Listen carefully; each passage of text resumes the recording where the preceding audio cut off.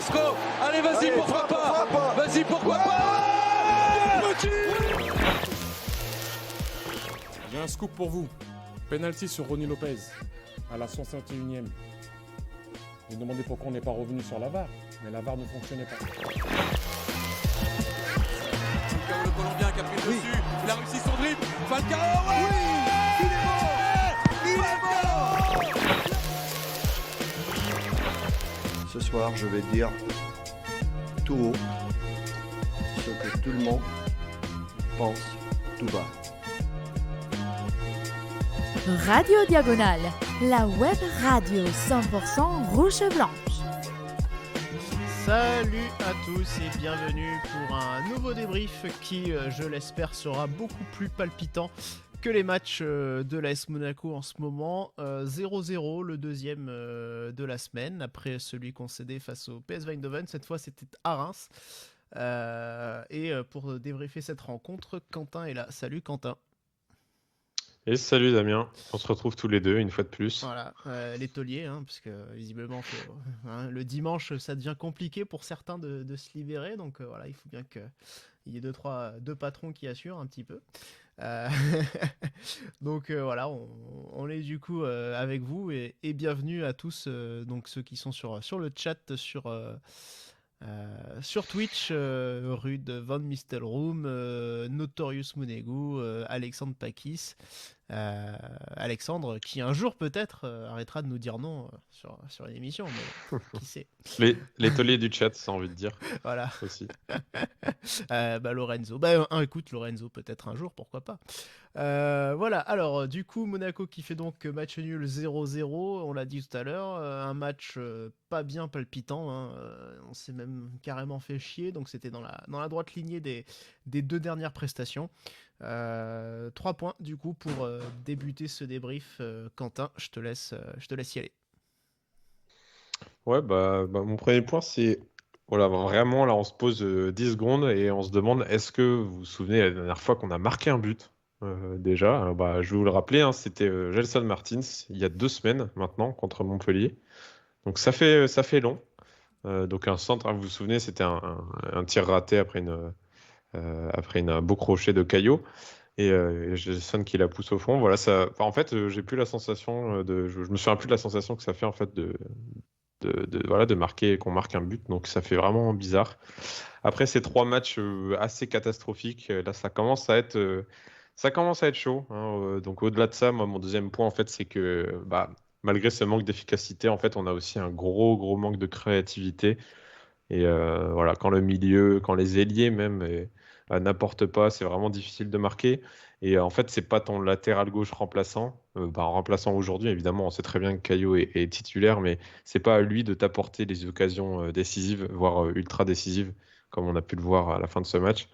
Donc voilà, il y a un certain manque de créativité et qui est dû peut-être, et ça va être mon troisième point, au système, à l'animation. Au manque de courage, au fait qu'on se complique un peu la vie aussi, qu'on ne joue pas simple. Voilà, c'est difficile à dire, on ne sait pas trop, il y a beaucoup de facteurs. Mais c'est d'autant plus frustrant parce qu'on n'a pas l'impression que les joueurs s'en rendent forcément compte. En tout cas, moi, c'est l'impression que j'ai eue. Il y a eu une petite interview de Fofana à la fin du match qui était assez effrayante, qui disait que finalement, ils n'ont pas été, c'était pas insuffisant. Ils ont mis les occasions. Badiachil l'a dit aussi. On avait les occasions. Oui, vous aviez les occasions, effectivement. Pas du tout, absolument pas. Il n'y avait aucune frappe, il n'y avait aucun danger, il n'y avait rien du tout. Et en fait, voilà, c'est assez effrayant et tout ce qu'il a dit, moi, j'ai trouvé ça vraiment déconnecté de ce qui s'est passé et de la réalité des 3 matchs. Et pour moi, il faut vraiment se réveiller maintenant ou jamais et pas se reposer en fait sur le fait qu'on a fait une deuxième partie de saison tonitruante la saison dernière. Voilà, elle était excellente, il n'y a pas de souci à se faire, mais on a vraiment l'impression qu'ils surnagent et qu'ils se disent que oui, allez, c'est une mauvaise passe, on attend notre match référence avant de lancer notre saison.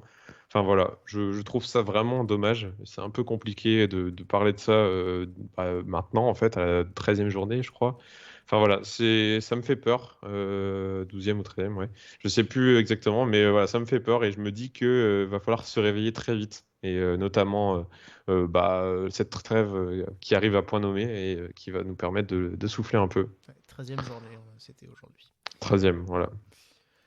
Alors moi mes 3 points du coup le premier point c'est ça rejoint un peu le tien, c'était 3 matchs sans marquer du coup, puisque tu l'as rappelé, la dernière fois qu'on a marqué c'était contre Montpellier, victoire 3-1, mais là ça fait Brest une défaite, ça fait le PS Eindhoven 0-0 et là encore ce soir. Donc 3 fois 90 270 minutes, ça fait long hein, donc ça c'est pas possible, et pourtant c'est assez étrange, c'est qu'on avait retrouvé un peu on avait retrouvé du mieux justement, même Montpellier c'était 3 buts, Bordeaux 3 buts, on avait enchaîné quand même, il y avait quand même 4 rencontres sur 5 avec 3 buts inscrits de notre part, et là depuis c'est la panne sèche, donc voilà, c'est un peu énervant ce qui se passe, et là les chiffres parlent d'eux-mêmes. Mon deuxième point, c'est qu'à un moment donné, il va falloir... alors, c'est un peu en anticipation du bilan de mi-saison, mais il va falloir ouvrir le dossier Mitchell, parce que clairement, son recrutement, il est pas bon, que ce soit du gardien jusqu'à l'attaquant remplaçant aujourd'hui. Clairement, ça ne fonctionne pas. Alors, Nubel, il y a un léger mieux, ça commence à être un petit peu plus... un peu moins dramatique, voilà, il commence à faire un peu les arrêts quand même.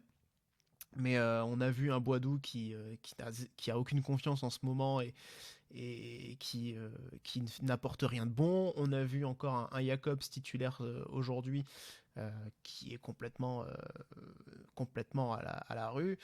Un Diatta. Jean Roucas, Diatta, enfin voilà, il y a quand même beaucoup de joueurs là qui visiblement avec qui la mayonnaise ne prend pas. La sauce par contre là oui, alliée. Là, on la prend, la sauce. La sauce alliée celle-là. Mais voilà, effectivement là en tout cas il va falloir commencer à se poser des questions, en tout cas le confiance en Mitchell là, il en prend un coup visible, franchement, avec ce qu'on a vu, ce qu'on voit depuis quelques mois et par rapport à ce qui s'est passé cet été.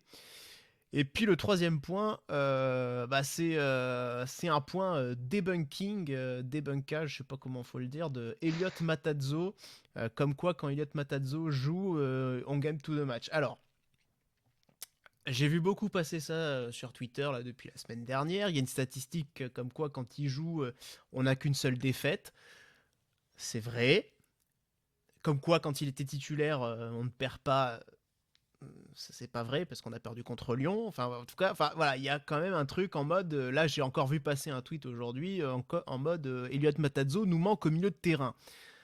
Non. Alors, j'ai rien contre lui.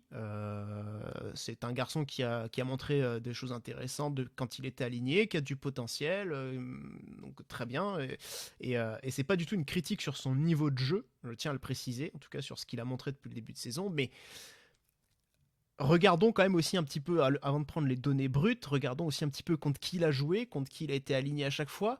On parle, il a joué 3 minutes contre 3. 3 qui est relégable, je crois, il me semble. Il a joué contre Saint-Etienne, Clermont, qui d'ailleurs au demeurant... Alors Clermont, oui, son entrée a fait du bien, mais Clermont qui nous a quand même mis une sauce pendant tout le match. Bordeaux qui est nul. Lyon, on s'est pris une branlée toute la rencontre. Montpellier qui est quand même pas extraordinaire non plus. Et en Europe, Sparta Prague et Sturm Graz. Franchement, ça fait partie des équipes les plus faibles qu'on a rencontrées cette saison. Donc, je veux bien que les statistiques plaideraient en sa faveur, mais honnêtement, voilà, il faut regarder aussi un peu les adversaires contre qui on a joué, et je suis pas certain qu'on ait une Matarazzo dépendance. Donc voilà, il faut faire un peu ce debunking un peu là sur ce qu'on peut lire un peu. Non, pour l'instant, les deux titulaires du poste, malgré le défaut, enfin en tout cas celui de Fofana, Tchouaméni, Fofana, ça reste quand même les deux titulaires et les deux joueurs sur lesquels il faut s'appuyer au milieu de terrain. Voilà, il faut quand même, c'est quand même important de le préciser. Et c'était mon troisième point qui n'avait strictement rien à voir avec le match, mais voilà, ça a commencé à me peser, donc il fallait que j'en parle. Voilà. Faut savoir aussi que à chaque fois qu'on a perdu un match, Fabregas n'était pas là. Aussi... Ah putain. Ah, voilà, ça y est, on a résolu le mystère. Putain. Voilà la stat aussi. Hein. Mystère résolu, arrêtez tout, remettez Fabregas sur le milieu de terrain et là on va commencer. 600K, à on le gagner rappelle. match. Hein. Voilà. Ça faisait peut-être un moment qu'on l'a pas dit, 600K. mais ouais. Ouais, mais il donne 600K pour voir, pour donner l'exemple à Tchouaméni. C'est ça, pas voilà. mal. Et finalement, il donne des conseils à Tchouaméni, c'est ce qu'il faut. Allez, après les 3 points les plus longs de l'histoire de la chaîne, on va passer à la composition, Quentin. Composition un petit peu différente. Alors, pas dans le choix des joueurs, mais un peu plus dans le système affiché. Ouais, bah, en tout cas, ça s'était pas vu au tout début. Hein. Effectivement, on a dû attendre le fait que le match commence pour voir un peu ce que Kovac nous avait concocté. Alors au début, Boris nous avait dit qu'il y avait la compo type. J'ai cru et je me suis dit, tiens, alors peut-être. Et en fait, non, pas du tout. Hein. Effectivement, on a un vieux, non, j'allais pas dire un vieux Aguilar, mais j'aurais bien aimé avoir Sidibé à ce moment-là. Après, effectivement, non, ça va encore. On a quand même une compo assez intéressante, même si Diop et Golovin, on l'aura vu après, mais pour moi, ils ont jamais été si complémentaires. Donc, bon, pourquoi pas hein, les essayer. Mais au moins, on a un Ben Yedder aussi qui est là. Donc, c'est important aussi de le voir titulaire. Un volant out. On pouvait saluer quand même, je te coupe, excuse-moi. On pouvait quand même saluer le fait que Kovac fasse le choix d'aligner quand même 3 joueurs un peu créateurs, à savoir Golovin, Diop et Gelson. Oui, on peut saluer ça. Qu'on lui avait reproché justement hein, cette frilosité face à Eindhoven, d'en aligner justement aucun, ce qui la fout un peu mal. Donc voilà, là au moins il en avait mis 3 d'un coup, donc on pouvait justement espérer du mieux à ce niveau-là. Oui, et puis en plus, si on joue comme on a joué même depuis la saison dernière, c'est-à-dire en ce genre de 3-2-4-1 là, assez offensif en fait hein, quand on a la balle. Là, ok, pourquoi pas. Et en plus, on a des Golovin, des Diop dans les demi-espaces. Là, ça aurait été très très bien. Et en fait, moi, ça m'aurait convenu. Et en fait, c'est un peu le cas de 3-1 qui m'a chagriné. Enfin, on verra après, mais j'ai trouvé que c'était pas du tout bien ficelé. Déjà, les joueurs peut-être n'avaient pas l'habitude de jouer à ce niveau, de cette configuration-là, mais voilà, il y a même Gelson, j'ai trouvé, était un peu perdu, etc. Enfin voilà, c'était un peu bizarre, un pari, mais après bon, il essaye des trucs, il change des choses, et aussi, faut le noter aussi, c'est qu'il y avait Jacobs à la place de Caio Henrique. Ouais. Alors on pouvait s'attendre à ce que Caio Henrique soit titularisé. Bon, il choisit de faire tourner contre Reims, pourquoi pas. Voilà, après on verra au fur et à mesure de débrief si Jacobs a réussi à avoir les honneurs, mais voilà, moi en tout cas j'ai trouvé que la compo pouvait le faire quand même.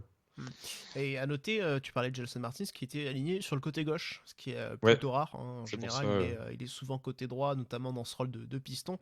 Donc voilà, et puis finalement assez peu de permutations on a vu, donc voilà. Le match en lui-même, du coup, match dans la lignée des précédents, un match franchement insipide, franchement pénible à regarder. Il faut attendre quoi, une demi-heure de jeu pour avoir une situation un peu intéressante. Clairement, on a...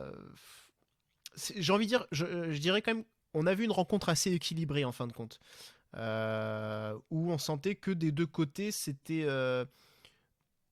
il pouvait y avoir des situations sans que ce soit non plus des grosses situations, mais on sentait que voilà, c'était fermé, mais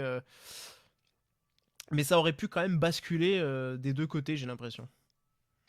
Ouais, et puis c'était nul, hein, faut le dire, on se faisait chier. Enfin, clairement, il y a un moment donné, voilà, moi j'ai trouvé en tout cas, donc je disais au début, c'est vrai qu'on avait du mal à se créer des occasions et on se les jouait que en contre. Et en fait, je trouvais que c'était presque attendu parce que quand j'ai vu le 4-2-3-1, je me suis dit, tiens, on relance à 2, Aguilar assez bas, mais Jacobs quand même prenait la profondeur, essayait de prendre un peu comme Caio. Et derrière, en fait, ça avait pas l'air de bouger beaucoup. On avait un Ben Yedder un peu seul devant, deux milieux qu'ils étaient assez reculés aussi, qu'ils n'étaient pas très... désolé, ça m'a perturbé. Il y a quelque chose qui est passé dans ta caméra. Ah oui, ça m'a perturbé. Voilà, t'as fait perdre le fil à Quentin, bravo. Non, non, tout ça pour dire que voilà, les milieux étaient un peu esselés et n'arrivaient pas à trouver non plus la créativité derrière. Donc le liant avec Diop au cœur du jeu, même s'il a eu quelques fulgurances, mais voilà, on pourra dire aussi qu'il a perdu beaucoup de ballons et qu'il n'a pas été très juste. Donc ouais, j'avais un peu de mal sur ce début de match, surtout que bah, effectivement, Reims presque nous assiégeait. En fait, on avait beau être un peu dangereux en transition, on avait rien du tout dès qu'on avait la balle et pour Ouais. cause, on avait la possession, mais c'était stérile. Ouais, effectivement, cette possession qui s'est confirmée quand même au fil du match, hein. On était à 59 après la première période, on est passé à 57 en seconde, ce qui fait donc une moyenne de 58. Donc on l'a eu quand même vraiment globalement tout le long du match. Mais c'est vrai que voilà, si on regarde un peu les momentum, c'était un peu ça alternait pas mal finalement entre Reims et nous. Il y a quand même eu une volonté de garder le ballon, d'essayer de le faire circuler, mais au final, on n'a jamais réussi à créer vraiment les décalages. Les seules fois, finalement, on s'est rendu dangereux, c'était en fonctionnement, comme tu disais, voilà, par transition, ou alors justement avec un pressing haut et des récupérations de ballon assez hautes, qui nous ont permis finalement de nous projeter un peu plus rapidement en étant plus près du but et en profitant de la désorganisation du bloc rémois qui nous a... encore une fois, voilà, on parlait toujours de ce problème des défenses basses, des blocs bas. Reims en était un de plus. On était prévenu de toute façon avant le match. On le savait, qui jouerait de cette manière-là, et ça s'est confirmé. On n'a jamais vraiment réussi à trouver la faille dans ce bloc rémois. Reims qui évolue quand même à la 16e place en ce moment, qui navigue à la 16e place. Donc voilà, c'est une équipe en difficulté. Normalement, on avait réussi à gagner justement récemment ces matchs face aux équipes un peu en difficulté. Et là, depuis Brest, on y arrive moins, clairement. Ouais, puis rien qu'au niveau des duels, on est en deçà, on n'arrive pas à ressortir proprement. En fait, des fois, on se dit que c'est juste les attaquants qui ont vraiment pas de chance et qui pêchent à la finition, quoi. Et en fait, non, le problème, il est aussi global, c'est-à-dire qu'on n'arrive pas à ressortir proprement, ou alors quand on essaye de ressortir, on se fait prendre la balle tout de suite, ou alors, une fois qu'on l'a, on ressort pas, en fait, on temporise et on garde la balle. Enfin, je sais pas, c'est très frustrant et on se dit, ça y est, on va se choper encore un match chiant. Mm. Alors, autant Brest, limite, il y avait un peu d'action parce qu'on pouvait, voilà, on pouvait voir les offensives de Brest, il y avait un peu d'action, il y avait des choses, mais parce que derrière, on marque 0 but, mais on aurait pu au moins se créer des occasions, se réveiller. Là, il y a vraiment rien des deux côtés. En tout cas, Reims, on sent qu'ils n'ont pas vraiment envie de perdre, pas du tout même, parce qu'effectivement, ils sont un peu en danger. J'ai vu qu'en fait, c'est vrai qu'on jouait comme une équipe de milieu de tableau, bas de tableau, en fait, qui veut juste pas me vendre cher sa peau et puis qui veut juste rester là à garder les nuls, quoi. Même à la fin. Enfin, j'avance un peu, mais même à la fin du match, on n'avance pas, on met pas de rythme, donc Ouais. j'ai l'impression qu'on n'en veut pas, quoi. Ouais, et puis voilà, eux ici, ils ont fonctionné en contre. Notamment, ils sont beaucoup passés dans le dos de Jacobs, qui a souvent été pris derrière lui. Mais voilà, effectivement, les occasions monégasques, finalement, c'est une belle frappe de Fofana à la demi-heure de jeu. Mhm. Qui, Peut-être, alors pas peut-être, loin. voilà, ça se rapproche, comme on dit. Mais voilà, effectivement, il y a que ça. Il y a quoi d'autre comme occasion? Il y a Tchouaméni, voilà, qui fait un très beau retourné. Et puis il y a cette occasion à la fin du match, l'immanquable entre guillemets raté par Voland. Alors je sais pas si c'était immanquable, mais il a même pas cadré là pour le coup. Mhm. Ouais, en plus, une tête croisée, effectivement, qu'il aurait pu. Bah ouais, sinon, mais t'as raison, c'est l'immanquable, hein. Là, j'ai une stat, là, j'en parlais tout à l'heure en off, là, je regardais les XG, Mm. ça va faire plaisir à Rome. Donc, effectivement, on est à 0,34, enfin, Reims est à 0,34 XG avant la 90e, 0,34, et nous, on est à 0,31 avant la 90e, donc un match insipide, effectivement. Ouais. Et à la fin, on se retrouve avec un tir donc de Voland là, qui vaut 0,66. Donc on se retrouve quasiment avec un XG à la fin, 0,97. Comme si on aurait dû marquer un but. C'est En ça. fait, c'est clairement cette action-là, quoi. C'est ça. Voilà, c'était l'action du match. C'était notre entrant en plus, Caillot, là, qui vient apporter cette action ultra décisive. Et puis Voland qui rate l'immanquable, hein. C'était un penalty presque. Enfin, franchement. Et Trezeguet dans le chat qui relève exactement la même chose que moi quand Badiachil qui dit à la fin du match on a eu les occasions pour gagner. Oui, oui. Bah non, Ah, on en a eu une. on a eu Peanuts en fait, donc t'auras intérêt de regarder le match en rentrant ou dans l'avion ce soir en rentrant parce que putain je sais pas où il a Ouais. vu les occasions, hein. L'occasion effectivement il y en a une, voilà, il y en a une. Même Jimmy Briand, il l'aurait mis celle-là. Putain. Donc voilà, ça c'est. Mais c'est vrai qu'au moment où on a vu ce raté de Voland, on s'est dit bah voilà, ça y est, là c'est fini. Il reste effectivement 2 minutes derrière en temps additionnel, mais on s'est dit ça y est, c'est l'occasion qu'il fallait mettre, c'était celle-là. Et voilà. La victoire aurait masqué la nullité du groupe. C'est vrai qu'en soi, ça aurait été peut-être un peu l'arbre qui cache la forêt si on avait gagné ce match. Alors, on aurait été Ouais. content de prendre les points, évidemment, parce que l'idée, c'est aussi de rester au contact, hein. Si on jette un coup d'œil sur le classement, on est actuellement toujours 10e, hein, donc on a un bon petit ventre mou et on est à 6 points de Nice qui est en train de faire match nul pour l'instant avec 24 points. Donc voilà, c'est pas. Il y a un petit écart qui commence à se faire et c'est pas fort. C'est pas insurmontable, hein. On l'a vu l'an dernier qu'on pouvait remonter certains écarts, pas tous. Mais voilà, il faut faire attention maintenant, pas commencer à pas se faire distancer de trop parce que sinon on va être en difficulté. C'est même pas un mal pour un bien, moi je trouve, parce Ouais. que finalement, enfin, limite, l'électrochoc, ça aurait été la victoire, la défaite, ça aurait été la victoire de Reims, une transition, une frappe, ou même le coup franc là que Nubel sort bien. Enfin voilà, c'est une grosse clim, bien comme il faut là.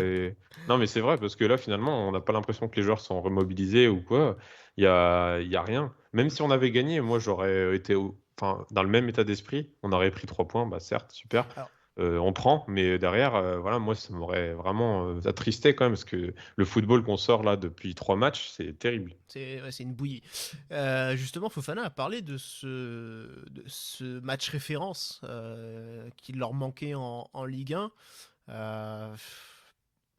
Je sais pas si j'ai un peu de mal. Alors, je suis pas joueur professionnel. J'ai pas le mental, la psychologie d'un joueur pro. J'en sais rien s'ils ont vraiment besoin d'un match référence en Ligue 1 à l'extérieur, qui plus est. T'imagines, ça en fait des Mm. trucs pour un match référence. Mais je veux dire, il me semblait que le match face au Shakhtar, match retour, pouvait constituer un match référence justement. Il y en a eu en Ligue 1 des bons matchs où on avait retrouvé un peu de cette superbe et de cette force physique qui nous avait caractérisé l'an dernier. Il me semble que pourtant voilà, des matchs références, s'il y en a eu 2-3 cette saison, pas énormément, mais il y en a eu quelques-uns. Voilà, ça me paraît un petit peu étrange comme justification de la part de Fofana à la fin du match, hein, mais, Ouais, puis Tchouaméni avait dit que la saison était lancée, hein, il me semble. Non?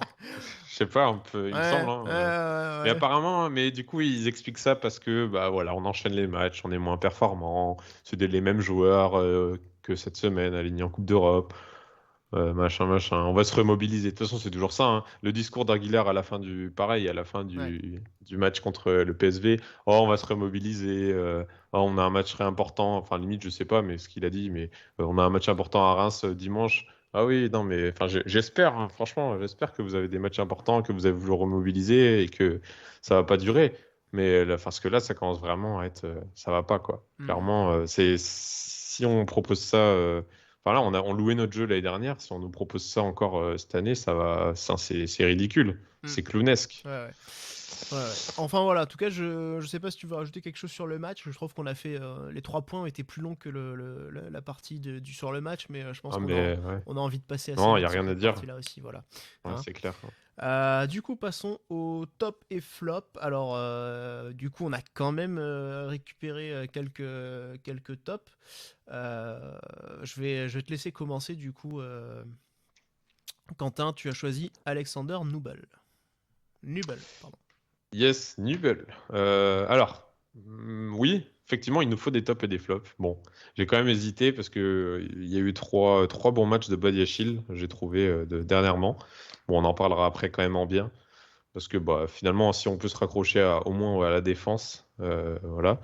Mais bah, on fait aussi sur le gardien. Bah, bon, Nubel, je sais plus. Il me semble que je l'avais peut-être mis en top une fois quand même pour l'encouragement, quoi. Là, bon, on va dire qu'il nous sauve quand même une balle. Voilà, moi j'ai trouvé que c'était quand même bah, un joueur qui a été décisif pour une fois, c'est ce qu'on lui demande, tant mieux. Sur le coup franc, il le sort bien. Il fait quelques arrêts, somme toute, voilà, lambda, hein. On va dire que n'importe qui pourrait l'arrêter, hein. Enfin, arrêter ses frappes, tellement ils n'étaient pas dangereuses. Mais voilà, il a été présent, il a été bien placé. Et pour une fois, il n'a pas trop loupé de passes. En tout cas, quand on a eu des passes en retrait à faire, il a été assez correct, assez précis. Relativement, en tout cas, par rapport à la dernière fois, enfin au dernier match, c'est vrai qu'on le sent un peu plus monter en puissance, peut-être prendre de la confiance, c'est tant mieux. Bon, un clean sheet, ouais, bon, est-ce qu'on peut s'en réjouir? Je sais pas. C'est contre Reims quand même, mais voilà, c'était quand même un assez bon match, relativement bon match pour Nubel. Et puis, bah, on peut espérer pareil, hein, qu'il garde un niveau similaire pour les prochains matchs. Ouais, effectivement, il y a du mieux, c'est en progrès. De mon côté, j'ai choisi de mettre Caio Henrique. Alors, bon, Caio Henrique qu'on a aussi, que, que dimanche dernier, j'ai un petit peu remis au carré aussi. Pour autant, bah, je trouve que son entrée, elle a quand même fait beaucoup de bien. En tout cas, il a joué seulement 20 minutes. Et habituellement, mais pas trop des tops sur une aussi courte période de temps de jeu. Mais voilà, je trouvais que là, il y avait un avant et un après son entrée en jeu. Donc voilà, il a ce caviar pour Voland justement à la fin. Et voilà, je trouve qu'il a vraiment transformé en tout cas le visage offensif de l'équipe. Et c'est pour ça que du coup, j'ai souhaité mettre Caio Henrique dans les tops du match. On va passer maintenant au flop. Du coup, là aussi, on a deux joueurs. Donc du coup, Jacobs et Golovin. Donc Jacobs étant ton joueur, Quentin.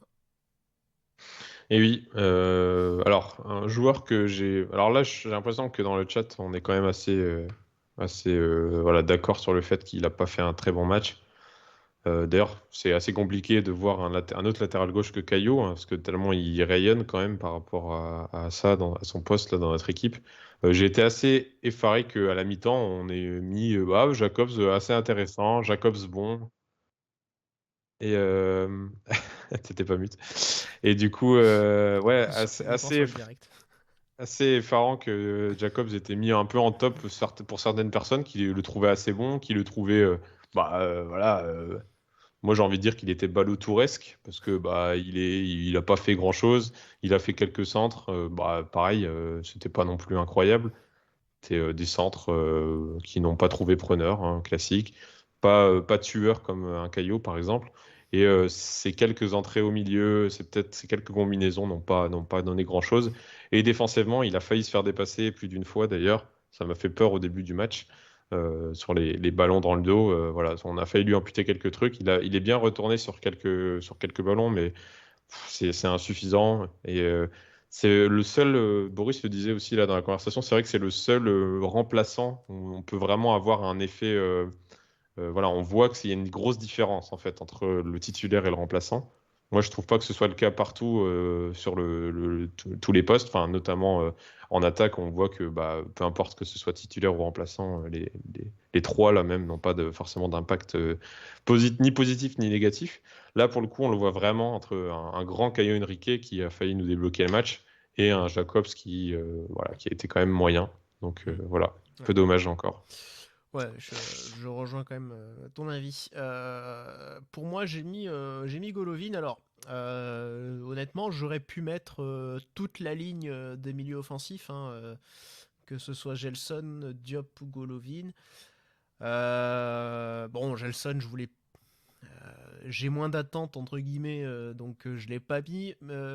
Diop, c'était un petit peu mieux avec l'entrée justement de Caio Henrique. On a vu tout de suite aussi un peu plus de connexion, donc ça lui a permis d'élever un petit peu son niveau dans ce match. C'est Golovin du coup qui est sorti très très très vite, hein. Il est sorti à la 60e minute à l'heure de jeu avec Gelson. Et j'ai pas trouvé grand chose de bon dans son match. Alors Golovin c'est un joueur qui a été blessé à un moment, donc forcément ça fait un moment qu'on l'a pas eu, et donc on espère tout de suite que ça fasse une différence. Mais voilà, ça énormément de déchets de sa part. Alors oui, c'est vrai qu'il y a quand même deux bonnes passes qu'il fait dans la profondeur, je crois, qui amènent des ballons dans la surface quand même, qui sont intéressants, mais voilà, globalement, je trouve que c'est vraiment très très pauvre au niveau du bilan de Golovin, que j'ai trouvé assez fantomatique en fin de compte, hein. Pour moi, c'était un peu un Casper. Maintenant, voilà, ça le concerne, c'était pas que lui, mais on attendait plus de ses créateurs, justement, hein, ce qu'on disait au début de ce débrief. On avait reproché, enfin en tout cas certains ont reproché à Kovac de ne pas aligner un seul de ses joueurs contre le PSV, en tout cas un mec un peu technique qui puisse apporter du danger, balle au pied ou par la passe. Là il en a mis 3 d'un coup et pas beaucoup de mieux finalement sur le résultat final, donc c'est franchement décevant à tout niveau pour nos joueurs offensifs. En tout cas voilà, c'était mon avis. On va continuer du coup avec le 11, enfin le reste des joueurs du 11. On va passer donc du coup Quentin par Badiachil, puisque tu en parlais tout à l'heure. Ouais, le petit Badiachil, finalement, qui nous fait pas une performance incroyable, mais toujours correct. Voilà, j'ai trouvé que récemment, comme j'ai dit, il a toujours été assez constant. C'est vrai que c'est assez rare pour le souligner. Bon, là, il a pris un jaune, c'est un peu dommage, mais on le sent toujours prêt. Et là, défensivement, hein, il empêche quelques actions, il bloque quelques centres, quelques tirs aussi. Non, un tir peut-être à un moment donné, je me souviens. Voilà, pas d'interception, mais des très bons tacles. Et puis au niveau du duel aérien, c'est pareil, hein, ça gagne souvent. Et puis au niveau de la passe, voilà, on sait très bien qu'il est très bon. Oui, si, il est très bon. Il a une bonne précision, on va dire, dans ses passes, dans ses transversales, etc. Donc voilà, ça reste notre meilleur défenseur, notre meilleur central en ce moment, en tout cas. Et j'ai trouvé qu'il a fait un relativement bon match quand même, encore une fois. Donc tant mieux. Voilà, le club essaye de le mettre en avant aussi en ce moment. Je vois des petites vidéos sur lui, etc. Son 100e match qui est passé récemment. Donc voilà, ça reste un Benoît Badiachil qui prend un peu la confiance, et enfin, j'ai envie de dire, j'espère qu'il ne va pas nous faire mentir et refaire des boutades après, des bourdes encore plutôt après. Et après, voilà, derrière, qui va s'affirmer et prendre encore de l'importance dans cet effectif. Ouais, et justement sur ces critères, hein, en tout cas sur ces différents domaines, tu l'as souligné, il a été quand même supérieur à Maripane, hein, que ce soit sur les dégagements, sur les duels gagnés ou les tacles qu'il a pu faire, même sur les interceptions il en a pas, mais Maripane non plus. Donc voilà, à ce niveau-là, c'est quand même un match un peu supérieur à celui de Maripane d'une manière globale, qui j'aurais aimé avoir un peu plus impérial quand même dans le domaine aérien. Voilà, là c'est seulement 2 duels gagnés sur 5 quand on fait 1m93 il me semble. Voilà, on se doit d'avoir un garçon un peu plus impérial dans ce domaine-là. Donc bon. On va maintenant passer à Ruben Aguilar, donc du coup qui était aligné latéral droit. Quentin, du coup Aguilar... On parle pas de Jemerson? Ah oui, non, merde, il est pas chez nous. C'est pris un carton rouge cet après-midi face à Marseille. J'ai pas vu l'image, mais ça doit être fabuleux. Ouais, je le sais d'avance. Ouais, Ruben Aguilar, que j'aurais pu mettre en flop parce qu'il m'énerve. Il m'énerve beaucoup. En fait, nos 2 latéraux n'ont pas été très, très bons, je trouvais, aujourd'hui. Et à l'image de ça, voilà, c'est Caillou qui renverse un peu la situation à la fin. Mais non, alors... Bon, ça reste quand même un défenseur de défense à 4, enfin un latéral de défense à 4, je trouve. En piston, j'ai du mal en fait à le voir. Même si c'était son poste à Montpellier, j'ai remarqué que finalement, il avait du mal à se projeter. Il aime bien dédoubler, en tout cas. Ça combine avec Alexandre Golovin, ouais, pourquoi pas. Mais voilà, derrière, il loupe des trucs. Enfin, moi, il m'énerve un peu. En fait, j'ai peut-être un prisme, voilà, un biais qui fait que j'ai l'impression qu'il loupe beaucoup de choses. Mais voilà, des fois, c'est très énervant, niveau, que ce soit offensivement, même défensivement, où il va faire des tacles très bons parfois. Il va être très précieux. Mais des fois, on sent que c'est un peu brouillon et il pourrait mieux faire. Voilà. Il est pas trop en jambes, je trouve, en ce moment, et je suis un peu déçu de ne pas avoir vu Sidibé en fait à sa place. Donc ouais, voilà, j'ai l'impression qu'il est très moyen et ça m'embête un peu parce que je pense que c'est un bon joueur quand même, c'est un bon latéral, mais ouais, il a du mal en ce moment. Donc voilà, je me trompe peut-être, hein, j'ai pas eu l'impression qu'il a été très très bon. Très très bon, notamment au niveau des centres, etc. Enfin voilà, c'est un peu dommage, mais Ouais. bon, il a shooté une fois à un moment là sur l'action de quoi déjà, l'action de Golovin là, où il n'arrive pas à la reprendre. Mais après, Ouais. voilà, sans plus quoi. Ouais, il y a une frappe lointaine, un de nos rares tirs cadrés hein, de cette rencontre. Mais Mm. ouais, non, effectivement. Bah, aujourd'hui, on voit Aguilar. Hein, c'est Momo Fanch qui nous dit c'est un joueur de Ligue 1 milieu fin de tableau. Milieu de tableau, oui, certainement. En fait, on voit aujourd'hui que la progression, elle ne se fait pas. Enfin, ça stagne très clairement. Mm. Voilà, donc les belles heures d'Aguilar de pareille époque il y a un an, ça nous semble bien loin justement. Donc voilà. Sidibé n'est même pas rentré en plus, donc ouais, c'est vraiment, je Sidibé comprends pas. n'est pas entré, bah disons que peut-être il y avait pas, peut-être Kovac a peut-être pas senti que l'équipe était assez en danger ou quoi Oui, pour non, mais justifier bon, de il peut faire ce apporter quelque chose changement. derrière quoi. Ouais. Après, est-ce qu'il pouvait jouer? En tout cas, il revient de blessure aussi. Peut-être que voilà, il s'est dit que c'était pas la peine Oui, oui, de, c'est peut-être ça aussi. Après, il y de a le deux mettre tout de semaines. suite. Ouais. Mm. Parlons maintenant de Youssouf Fofana, du coup, donc qui était titulaire. Donc, bon, j'en ai parlé au début hein, par rapport à Matarazzo.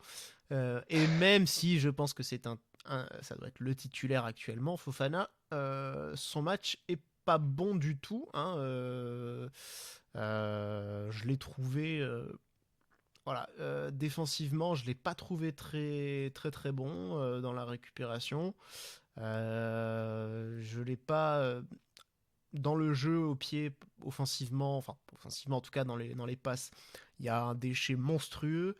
Voilà, dans les duels, ça n'a pas vraiment répondu non plus. Là aussi, hein, il y a pas mal de duels perdus et puis il y a un nombre de ballons perdus absolument colossal. Voilà, on parlait d'Aguilar, il en est à 27 ballons perdus. Aguilar quand même, c'est énorme. Fofana est à 20, ce qui est aussi beaucoup. Donc voilà, franchement Fofana pour moi c'était pas du tout un bon match de sa part. Donc voilà. Alors Trezeguet nous dit il ne casse plus les lignes comme l'an passé. Ouais, ça n'a jamais été non plus là où il était son point fort, je trouve en tout cas. Bon, il nous a sorti quelques bonnes passes, hein, de Oui, bonnes de passes décisives, de etc. temps Même en des passes temps, qui vers l'avant, voilà. Mais c'est vrai qu'il, ouais, un mais peu du mal à trouver les c'est espaces, mais c'est c'est pas pas là lui non plus. où c'est pas là où je l'attends en tout cas. Non, ouais, c'est sûr. Donc voilà, pour moi c'est un match à oublier pour Fofana.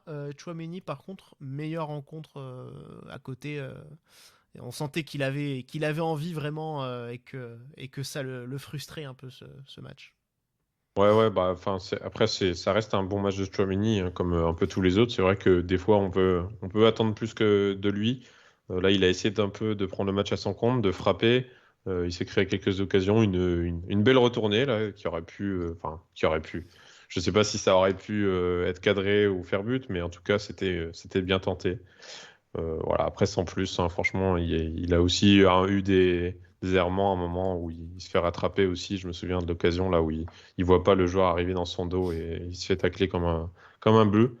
Mais non, après, voilà, ça reste un milieu et un joueur important de l'effectif. Et bon, voilà, sans plus, après, hein, j'ai pas envie de lui tomber dessus non plus.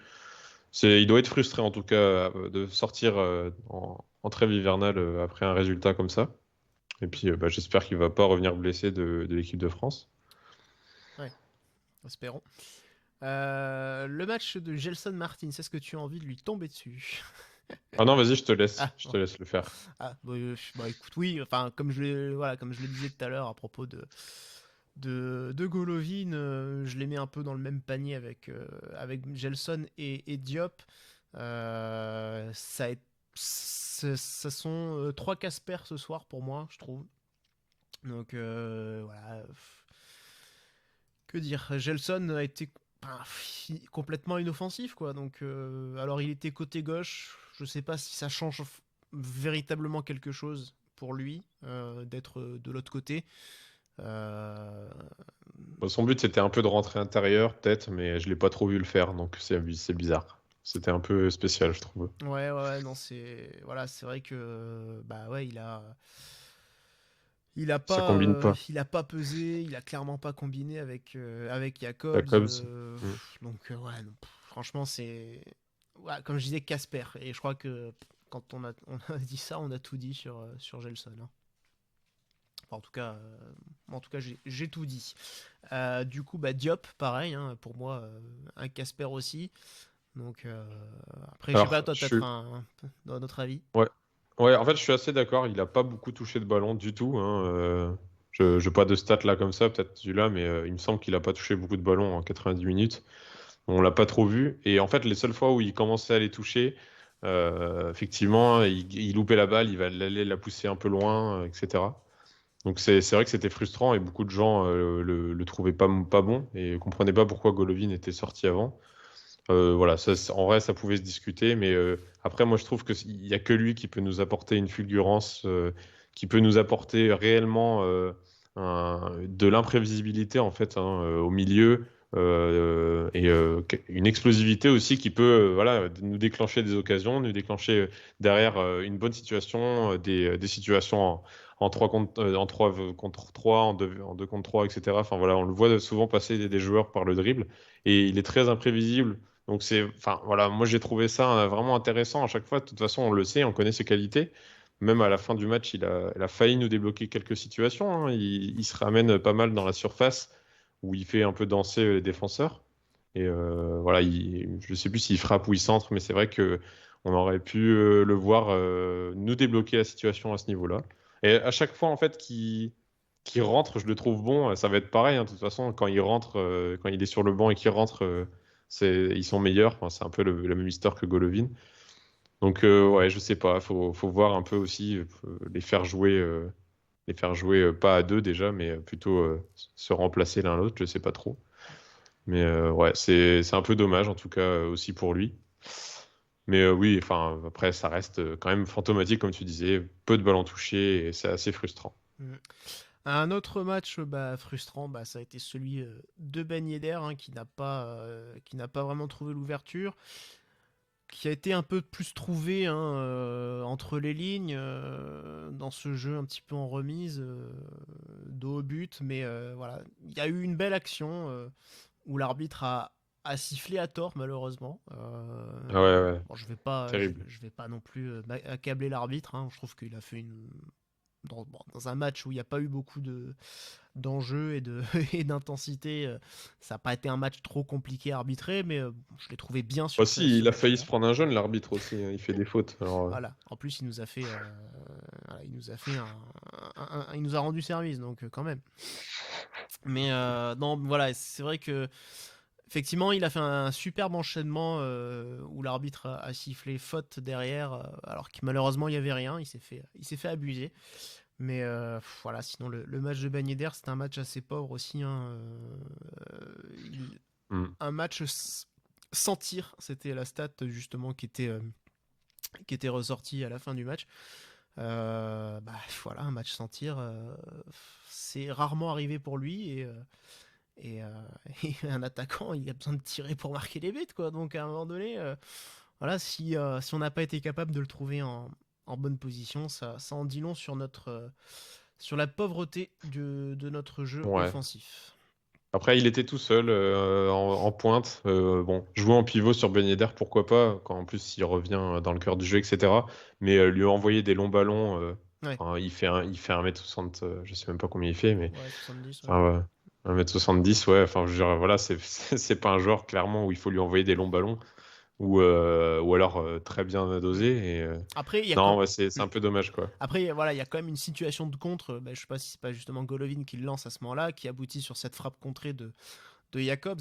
Ah oui, Euh, alors terrible, c'est pareil. voilà. Au lieu de crocheter, au lieu de faire quelque chose, non, il tire comme un connard alors qu'il y a personne. Enfin, il y a vraiment un défenseur devant lui, quoi, clairement. Donc bon, Enfin, je trouve quand même non, que Ben Yedder joue peut-être aussi mal l'action, hein. La transition, peut-être, peut-être. enfin, il faut aller vite et là, il va à 2 à l'heure sur cette action, enfin sur sa course. Pour moi, il faut Mm. aller clairement plus vite, quoi. Donc voilà, je trouve qu'il a aussi Et, mal joué le coup quand même. et est-ce qu'on débunk le duo Boadou-Ben Yedder que tout le monde demande, qui a pas beaucoup été aligné, voire jamais, en fait, j'en sais rien. J'arrive pas à me souvenir de si on a vu Boadou et Ben Yedder à deux sur Ouais, le terrain, sans Volande, à deux en attaque. Ah ouais, je me souviens qu'une je fois, crois il y que avait les oui. trois sur le terrain, Ouais, ouais, ouais. Bah, et après, ouais, je sais pas trop. Ouais. les deux, il me semble que oui, hein, mais après, effectivement, ça a pas été très long. Déjà, le temps de jeu de Boadou étant quand même depuis le début de la saison assez réduit, hein, Mm. donc bon. Mais bah, je sais pas pourquoi. Enfin, je sais pas si c'est incompatible. Moi, j'attends Je de pense voir, hein, pas. en fait. Soit je pense pas non plus, mais c'est vrai on pourrait dire qu'ils ont les mêmes profils. Je sais pas trop. Faudrait tester. Bah, Après, c'est toujours pareil, hein. On se dit qu'on va tester. En fait, ça va être nul. Mais bon, pourquoi pas le tester. si, je me souviens, on les a vus, puisque, il y a pas longtemps, puisque j'ai gueulé en plus, en disant que en fait, il y avait Boadou et Ben Yedder sur le terrain, et on continuait de quand même lancer Ben Yedder dans la profondeur, alors que c'était l'autre qu'il fallait lancer, justement. Donc j'avais gueulé Ah, sur c'est ça, donc possible. Ouais. voilà, Mm. on les a eu. Les remplaçants, du coup, j'en parlais, bah, Boadou, il y avait aussi Crépin Diatta et Voland. On a parlé de Caio Henrique tout à l'heure déjà. Est-ce que tu as envie de parler d'un des trois? Bah, justement, Boadou, là, pour faire finir un peu le dossier Boadou, là derrière. Alors, Boadou qu'on annonce plus fort que Ben Yedder et Voland, hein. Je l'ai vu encore cette semaine. Hmm. Qu'on annonce largement, voilà, qui se crée beaucoup plus d'occasions, qui est meilleur, etc. Alors, on rappelle, Boadou, c'est un but seulement depuis le début. Alors, il me semble que j'avais même regardé les stats de XG par 90 minutes. Alors, je sais que les gens n'aiment pas forcément les stats avancées, mais enfin, juste pour dire qu'il se crée pas énormément d'occasions non plus.